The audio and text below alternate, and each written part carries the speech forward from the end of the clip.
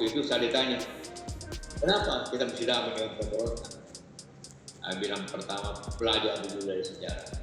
Kedua, kita berperan dengan siapa? Kita berperan dengan Belanda, tapi sesama bangsa. Karena itulah untuk menghentikan korban lebih banyak daripada masyarakat dan juga kedua belah pihak, tentara dan agama.